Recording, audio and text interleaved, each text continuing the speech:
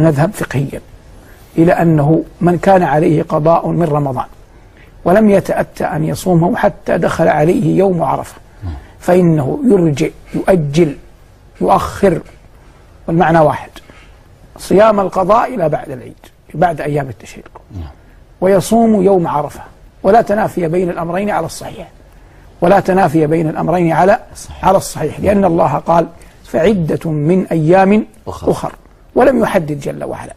فالتضييق على الناس بأنه لا بد أولا من إتمام صيام رمضان ثم النافلة لا يستقيم هنا، ولا يقول قائل أنه لا تقبل نافلة حتى تؤدى فريضة، لأن الذي أذن بتأخير الفريضة هو الذي شرع النافلة.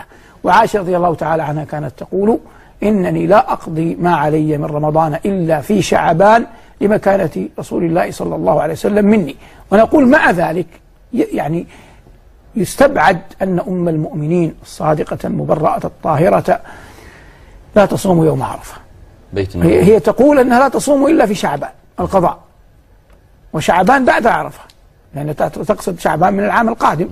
فهي لا يستبعد أنها من رمضان إلى شعبان 11 شهرا أو 10 أشهر وهي لم تصم يوما نافلة قط، بعيد.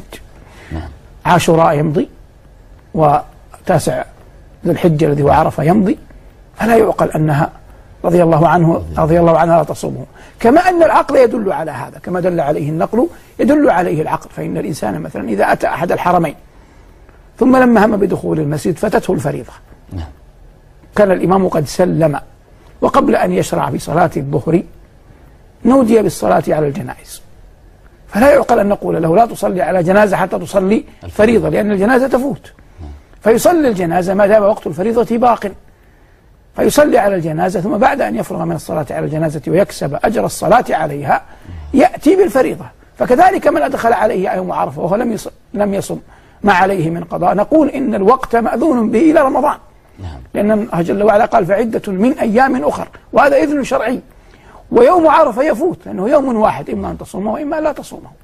فعلى هذا نقول من الناحية الفقهية. وللمسألة أقوال أخرى، قال بعض العلماء إنه لا بد من القضاء، لكن ويحترم هذا الرأي وله أدلته، لكن نقول ما ندين الله جل وعلا به. على هذا لا بد أن يكون الإنسان مسارعا للخيرات مسابقا في الطاعات.